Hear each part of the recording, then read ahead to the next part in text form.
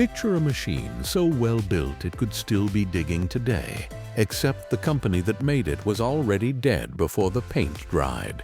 The 1980s were a graveyard for the backhoe. Brilliant British engineering, clever French hydraulics, tough American iron, all of it swallowed by bankruptcies, boardroom betrayals, and one of the biggest financial scandals in construction history. These 10 machines weren't beaten on the job site. They were killed off the clock. Here's how it happened. Number 10. The Whitlock HD60 Dinkum Digger. Before we talk about the 1980s, we have to talk about the machine whose ghost haunts this entire list. Everyone gives JCB the credit for the backhoe loader, but in Britain the phrase backhoe loader was first pinned to a machine called the Dinkum Digger, built by Whitlock brothers of Great Yeldham in Essex. Whitlock was an old firm, established back in 1899, and it had been bolting digging arms onto tractors and building backhoe loaders since the early 1950s. A couple of years before the machine most people think of as the first, the Whitlock 860 was the peak of that line. A proper, purpose-built British digger that was tough, simple, and genuinely respected by the men who ran it. It should have carried the Whitlock name into the modern era. Instead, in 1972, Whitlock was swallowed whole by the Welsh excavator giant Hymac. Hymac took the Whitlock 860 design, rebadged its DNA, and turned it into the Hymac 370 backhoe loader range. And that's the tragedy. The Whitlock name, one of the true pioneers of the whole concept, simply vanished. By the time the 1980s arrived, Whitlock was already a memory, its brilliant little digger absorbed into another company's badge. Worse, as you'll see in a moment, the very machine that inherited Whitlock's design was itself about to walk straight into a financial catastrophe. So the Dinkum Digger earns the number 10 spot, not because it exploded or fell apart, but because it's the perfect symbol of what this whole list is about. A genuinely good, genuinely important British machine that got quietly erased. And once you understand that Whitlock became Himac, and Himac became something else entirely, you start to see the pattern that wiped out an entire generation of diggers. Number 9. The Bray Longford Digger. Now for a machine that was, in a very real sense, ahead of its time. And that's exactly why its ending stings. Bray was a British engineering firm that did something genuinely radical in the 1950s. It built four-wheel drive loaders when almost everyone else was still stuck on two. Their BL 430 of 1956 is often described as probably the first four-wheel drive loader in the UK, and Bray kept pushing that all-wheel drive idea for years, while the big names were still catching up. The Longford Digger arrived in 1960, and it's the machine that puts Bray on this list. It was based on a redesigned Fordson Major fitted with a backhoe. Bray had become the UK agent for the American firm Sherman Products, and they built the Longford around Sherman's licensed SP Digger backhoe unit. In other words, Bray took proven American digging hardware, married it to British four-wheel drive know-how, and produced a machine that could claw its way across ground that would have bogged down its rivals. So the Bray backhoe simply faded. By the time you get deep into the 1980s, the Bray name has effectively dissolved into Matbro, and the four-wheel drive digging concept Bray helped pioneer got picked up and perfected by giants like JCB and Case. Bray did the hard, early, expensive work of proving the idea and then watched from the sidelines as bigger companies cashed in. It's a recurring theme you'll notice on this countdown. Being first and being clever guarantees you absolutely nothing in this industry. Bray was both. It still disappeared. Number 8.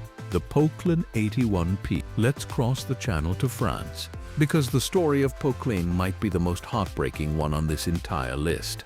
Poclain was founded in 1927 by Georges Bataille, and by the 1960s and 70s it wasn't just a good company, it was the company. Poclain was the world's leading manufacturer of hydraulic excavators. They pioneered a revolutionary radial piston hydraulic motor. Owning a Poclain in that era was, quite simply, a status symbol of engineering excellence. The 81P, a wheeled machine built with a front loader, produced from 1986 to 1989, represents Poclain right at the end of its independent life, still painted in that unmistakable red. And that's the point. This was a company at the absolute cutting edge of hydraulic digging technology, the kind of firm that should have dominated for decades. So what killed it? Not the machines, Money. The energy crisis and the recession of the 1970s battered Poclain, and in 1977 the family was forced to sell 40% of the company to the American giant Case, which was itself owned by the conglomerate Tenneco. That was the beginning of the end. Case increased its stake in 1981, became the majority shareholder in 1985, and by 1987 controlled roughly 98.7% of the business. There is one beautiful footnote. In 1985, the founder's son, Pierre Bataille, personally bought out the one division Case didn't want, Poclain Hydraulics, the radial piston motor business. That single act of foresight saved a piece of the family legacy. Poclain Hydraulics is still independent and thriving today, and even reclaimed the Poclain name in 2012. But the excavators and loaders, the machines that made the name famous, the machines like the 81P, those were absorbed and erased. A world leader, gone, not out-engineered, bought. Number 7. The Ford 555B. Here's one that's going to spark arguments in the comments. Because on paper, the Ford 555B was not a failure at all. It was a runaway success, and that's exactly why it belongs here. Because this is a story about a brilliant machine whose badge was killed while the machine itself kept working. The Ford 555 launched in 1978 with a straightforward Ford 201 cubic inch diesel engine, and the 555B carried the line through the mid to late 1980s. It was rugged, simple, and honest. It weighed in around 13,000 pounds, had dependable hydraulics, and was famously easy to service. Contractors, farmers, and utility crews loved it. Ford had made its first backhoe loader back in 1966, and through the 1980s the company deliberately refocused its whole construction effort onto backhoe loaders machines exactly like this one. Parts availability was superb, the design was almost bulletproof in its simplicity, and thousands upon thousands went to work. So why is it on a list of machines that failed miserably? Because the Ford name in construction was about to be wiped off the earth by a boardroom, not a breakdown. In 1986, Ford bought New Holland from Sperry, creating Ford New Holland. For a moment it looked like Ford was doubling down. Then in 1990, Ford decided to get out of the farm and construction equipment business entirely. In 1991, it agreed to sell Ford New Holland to the Italian Fiat Group. Ford even had to negotiate a countdown clock, a limited window in which the Ford name could still appear on the tractors before it had to disappear completely, which it did by 2000. Think about what that means. You had one of the best-selling, most loved, most reliable backhoe loaders in North America, and the corporate parent simply decided the whole division wasn't worth keeping. The machine didn't fail. The Blue Oval walked away from the entire market and let its excellent digger get folded into somebody else's badge. The 555B is proof that in this industry, building a machine people genuinely love is no protection at all. If the people upstairs decide to leave, your masterpiece gets rebranded into history. Number 6. The Fiat-Allis FB7. This one is a genuine transatlantic tragedy. The slow death of a proud American engineering name, dissolved into a foreign partnership until there was nothing left. To understand the Fiat-Allis FB7, you have to understand Allis Chalmers. For most of the 20th century, Allis Chalmers was a titan of American heavy equipment, right up there in the conversation with the biggest names in the business. But Allis Chalmers couldn't go it alone in construction. In 1974, the company's construction equipment business was reorganized into a joint venture with Fiat of Italy. And crucially, Fiat took the majority stake, 65% from the very start. The new operation Fiat-Allis built a full range of machines, loaders, dozers, graders, scrapers, and backhoe loaders like the FB7. On its own terms, the FB7 was a solid, capable digger backed by two industrial giants. But watch how the ownership tells the real story. As the joint venture went on, Fiat kept investing far more heavily than its American partner. Fiat pushed its ownership up toward 85% in the early 1980s. In 1983, the brand was even renamed, dropping the hyphenated Fiat-Allis for the single word Fiat-Allis, complete with a new logo. It was a subtle signal that the American half was being written out. Then came the end. The two parents increasingly disagreed on how to run the business, and Allis-Chalmers itself was in deep financial trouble, a once mighty company circling the drain. In November 1985, the joint venture was terminated. Fiat bought out Allis-Chalmers' remaining minority stake entirely. The American partner was gone. The FB7 wasn't a bad backhoe. It's the corporate slow-motion version of failing miserably. No crash, just a name fading to nothing. Number 5. The International Harvester 382-0 and 385-0. Now we come to one of the most shocking collapses of the entire decade. Because International Harvester wasn't some small outfit. It was one of the biggest industrial companies in America. A name stamped on trucks, tractors, and construction machines all over the world. I built a serious line of industrial backhoe loader machines. Models like the 382-0 backhoe and its 385-0 loader stablemate. Sharing the same rugged bones, a stout diesel, heavy-duty axles, and an Allison transmission on the bigger units. These were tough, industrial-grade machines designed for contractors, not weekend warriors. IH had decades of engineering muscle behind them and a dealer network that stretched across continents. And in the early 1980s, all of it came apart. International Harvester spent the late 1970s and early 1980s in a spiral of financial and economic decline. Recession, brutal competition, and a devastating strike all hammered the company at once.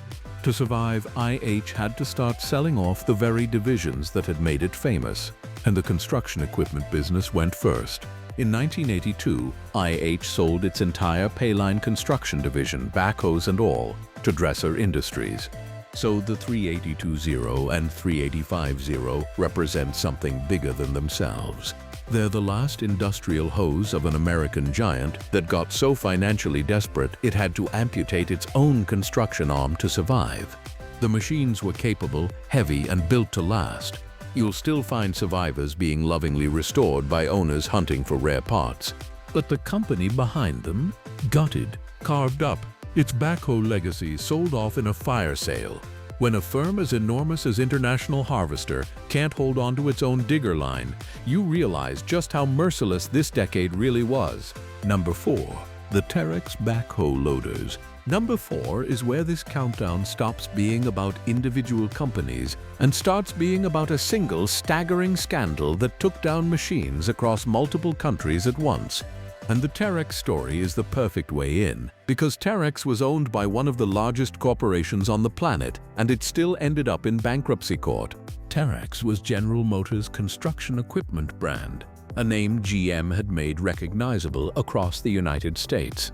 In the early 1980s, GM sold Terex into a fast-growing German construction empire called IBH Holding. Terex became a subsidiary of IBH, and IBH loved the Terex name so much that it started slapping Terex badges and Terex paint onto machines built by its other companies, including Hanomag and Zettelmeyer products, because Terex had such strong brand recognition in America. So the Terex backhoe of this era was often a rebadged version of hardware from IBH's other factories, wearing a trusted name to sell it. Clever branding, terrible foundation, because IBH was a house of cards. The whole empire had been built on mountains of borrowed money, and when it toppled in November 1983, it took Terex straight down with it. On November 4th, 1983, IBH collapsed.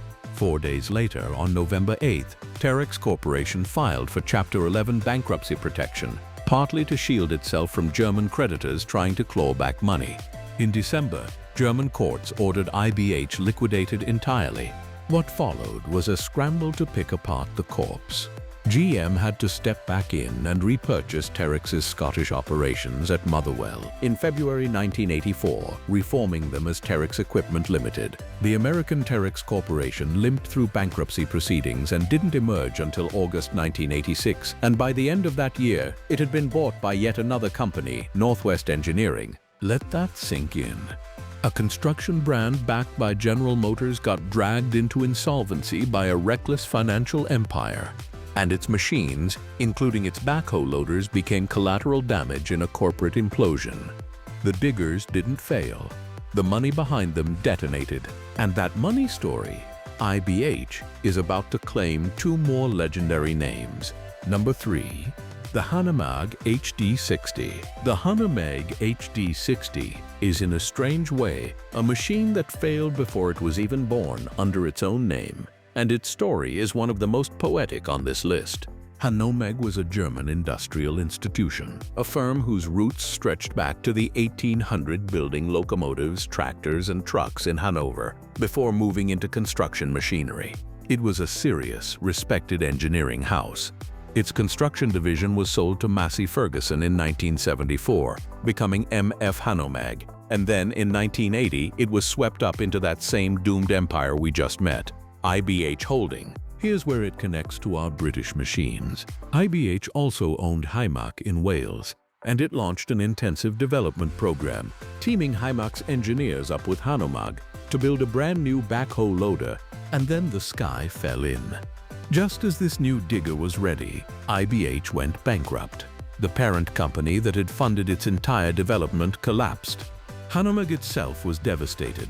The bankruptcy that unfolded through 1983 and into 1984 wiped out roughly 2,700 jobs and left one of Germany's proudest industrial names in ruins. So the HD60 arrived as an orphan.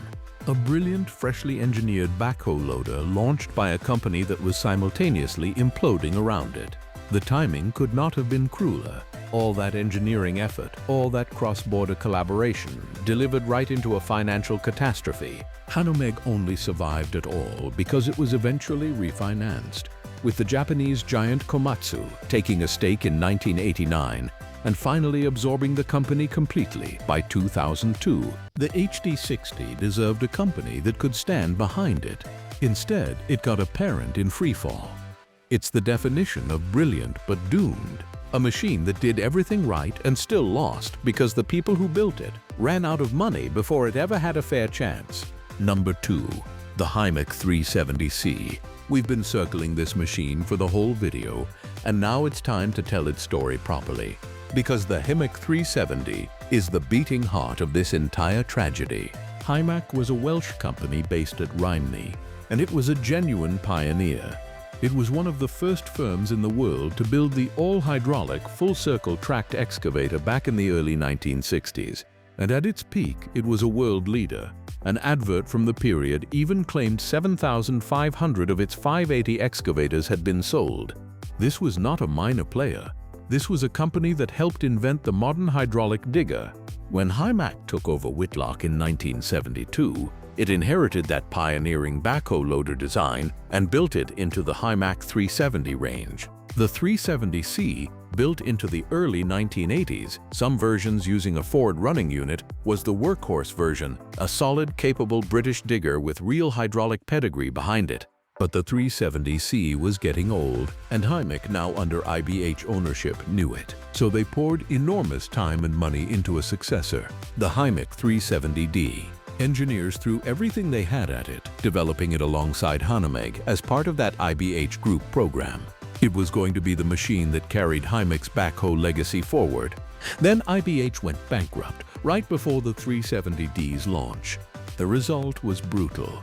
The developed prototype machines were simply scrapped. All that investment, all that engineering, ordered to the breaker's yard. And because so much money had already gone into the design, it wasn't wasted entirely. It was relaunched instead as the Hanomag HD60 you just heard about. Hymac's own successor was cannibalized to become a German machine wearing a different badge.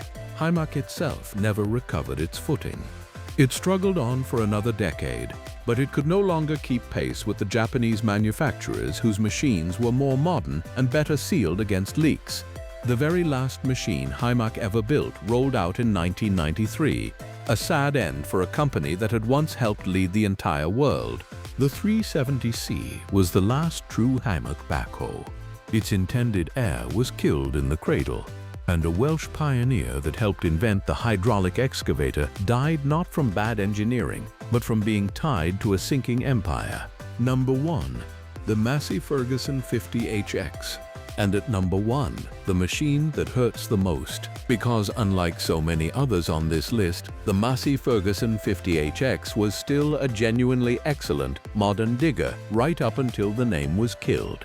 The 50HX was built from 1987 to 1997, and it was no relic.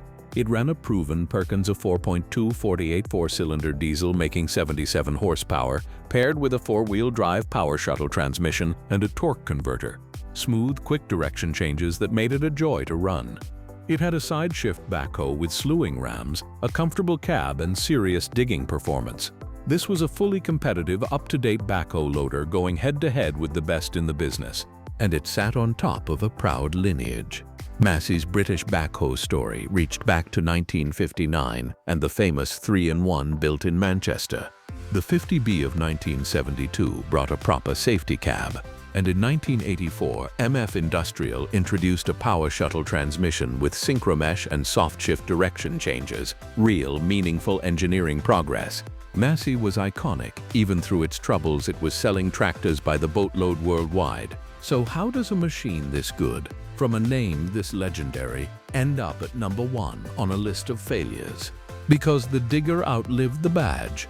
Massey Ferguson's parent company was in serious financial distress through the 1980s, and its construction arm was ultimately treated as expendable.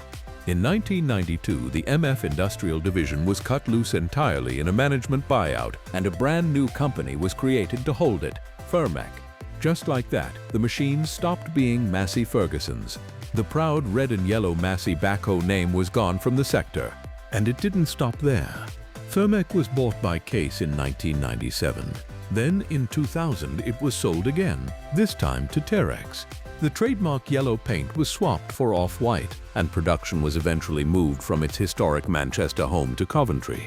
Model by model, sale by sale, one of the most respected names in the entire industry was passed around like a parcel until nothing of Massey Ferguson backhoe remained.